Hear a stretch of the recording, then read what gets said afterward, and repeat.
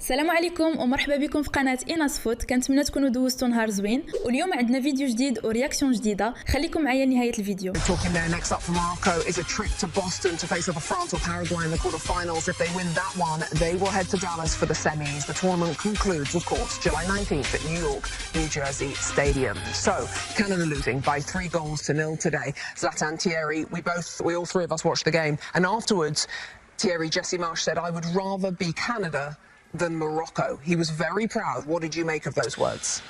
I just think that he was talking to his team and to the country of Canada, because I know where I would rather be, in all fairness, but I think he was assessing a situation and where he took the team and how it went. People will remember them, first point, first goal, going through the group stage. People will remember the goal of Eustáquio, scoring the winner against South Africa. But Morocco also suffered. Morocco also worked. Morocco also had a dream. Morocco won the World Cup under 20. Morocco went to the semi-final of the last World Cup. Morocco is going to the quarters. Morocco also is making history. So people do suffer in different way and need to find a way to be successful. But for Canada, like Eustáquio said, can they become that country in terms of football? Can they bypass hockey?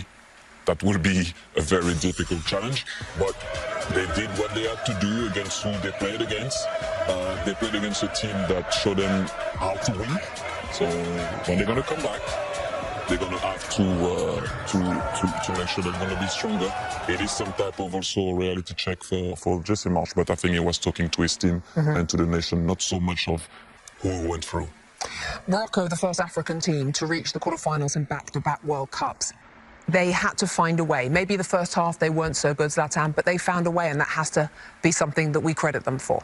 Yeah, the strongest team won in the end. First half was not perfection, but in overall they did a good game, and they got the 3 goals they needed, and they were the stronger team. There is no skill or luck or something. They're the stronger team. They made it to the quarterfinals. And normally when you play these games, first half, there is like a balance between the two teams if it's not too much domination from the stronger team.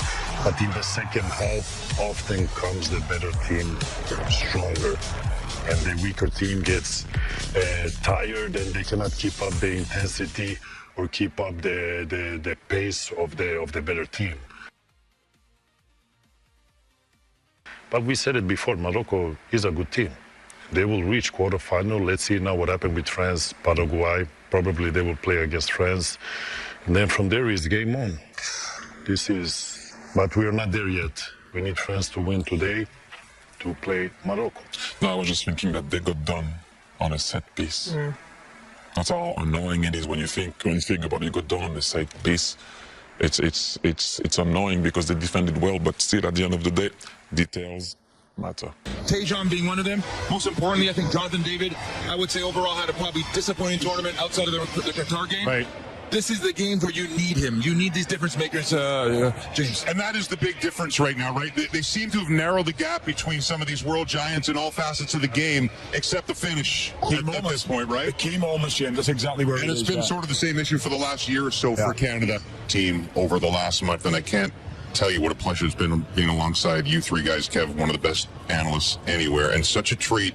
You guys each gave almost 2 decades to this program, so to be able to sit beside you and watch you see all your efforts result in this all these years later was something else. What do you think you'll remember a year from now, 5 years from now, 20 years from now about this tournament? And has the sport really changed forever in Canada? Yeah, I think there's a lot of things I'll remember from this. I think just the excitement that these guys brought me. I remember celebrating that goal that Steph scored. I said it before, but I was actually like running on the spot there, like so happy, and just knowing what that meant for the whole country. I think just the fact that the whole country now is also behind Canada. I met so many people, out on the streets, outside of these stadiums, but just really talking football and how much joy they have now watching Canada. And you've got your kids here as well. team. Exactly. You Trying to bring them over from exactly. Europe. To experience this as well was very special for you. These are special moments, and I think I will never forget it. My kids will never forget it, and I think the whole country will never forget it. So I'm very proud to now be watching and just seeing what these guys have done. I've done it for a long time, but not at that level what these guys have done. And that's what I told them, you know, before I left. I said, you guys are on the right direction. You guys have so much talent. Believe in yourselves. You guys can play against anybody, and that's what we've seen here in this World Cup. So they should be very proud of themselves, and all of Canada should be. And I definitely want to see Canada continuing to support this team the same way they have throughout this World Cup, because that's so important for us. Yeah.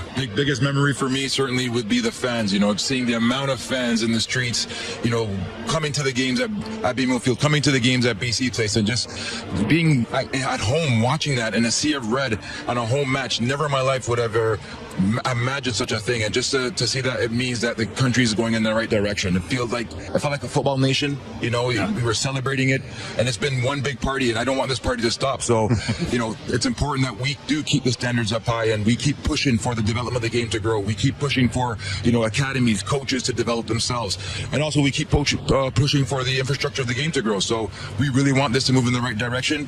This roster that we've seen in this World Cup that's performed, Kev, you know, there's 30% of these guys that will be under the age of 30 going into the next cycle, you know. So there's lots of work to be done for Jesse to really keep pushing that, and I know he's definitely going to want to match the standard. But it's been such a beautiful experience. Yeah, absolutely. That's the way it's been, isn't it, for us all? I think we've all experienced something special from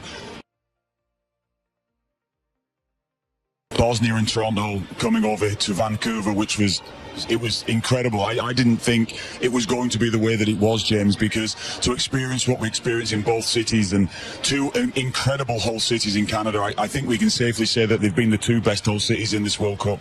And I think that was the most important thing, that the country embraced the game. I think there was a lot of worry, I feel, going into the tournament that it wouldn't be embraced the way that it probably could have been in Mexico or the US.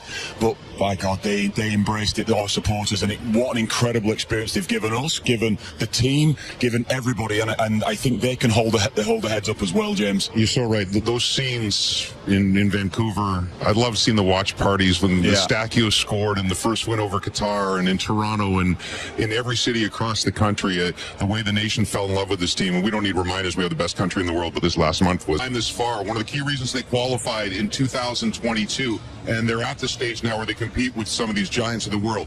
Having said that, you know, gets the hat trick against Qatar, which is historic. But this was not a good tournament for Jonathan David. He's now scored in just 1 of 8 World Cup games he's played. And there just seemed to be issues with the first touch, and there was a hesitation in the first half where he just seemed off the entire tournament. Is that fair? Yeah, I think that's fair. He didn't look confident. I think there was a lot to admire about his first half performance without the ball, but for him, we see it at Qatar, we're seeing it again today. He's done a great job, and listen, he's done an incredible job getting Canada to these points, right? But that's where you expect him to step up as one of our top players, you know, to maybe be that difference maker, and that's what we were missing in this tournament. We saw it in the game today as well. He didn't bring us any calmness, you know, up front. There was moments in the pockets, he gets the ball, but it loses him, and then even that moment there where he could have got his body on the head in it, something. He lets the ball bounce. Is it the season though, Jules? The season's draining him. I think he's drained. I think it's probably too much at Juventus as well, what he's going through. And listen, this is a time for reflection for him. But when you look at the next cycle, he'll be 30 years old, right? A lot of guys will be 30 years old, and that's the big question. What can they bring going into the next cycle, and who will be the guy to fill in the shoes of a Jonathan David? Yeah, I think it's the sharpness, as you mentioned, Kev. It could be after a long season and a lot going through his mind. And when you're not in good form going into a big tournament like this, it's not easy to just switch it on. So I think now it's just about, you know, saying to yourself, look, it's been a World Cup. I got 3 goals in this World Cup. Now let me just shut it down. We've had a great turnout for this World Cup throughout the country. Let me get my rest now, focus on the next season, and get back to what I know how to do: score goals, put balls in the back of the net. I'm going to be very interested to see what his next step is going to be. Go back to France, maybe? Is he going to go? Is he going to go back to Juventus first of all and say, "Look, I need to move, I need to play"? What is going to happen here? You know, too many times in the second half of the season he sat on the bench and not played games or come off the bench. He hasn't had a good year. Now, whether Juventus give him guarantees, you'll start every week, you're our guy, that seems unlikely considering what happened last season. So he needs to find the right club for him now where he's going to go and play every week and someone that's going to make him feel valued to go and get goals. Really thought after that hat-trick against Qatar that was going to be the ignition, that Jonathan David was back, but we just didn't see it for the rest of the tournament. Brief after this loss, but if you were just graduating towards acceptance, Kevin's going to get you fired up again. There's always a TSN turning point in this game, and obviously Unahi's goal, the first one, would have been that. Yeah. Should Unahi have still been on the pitch? Well, in my opinion, no, simply because of what I'd seen prior to it. Michael Oliver had been given a lot of yellow cards out across the course of the game, certainly through the first half. He gave more yellow cards in the first half than there was more yellow cards dished out than there was at any stage. So now he gets the yellow card here for the foul on Ali Ahmed. Yellow card, probably soft in my opinion, maybe not a yellow, but he is on a yellow at this stage. And then not long after that, Ali Ahmed is running and he had his shirt dragged back. He had his shirt pulled, which in any game is a yellow card, Julian. A yellow card.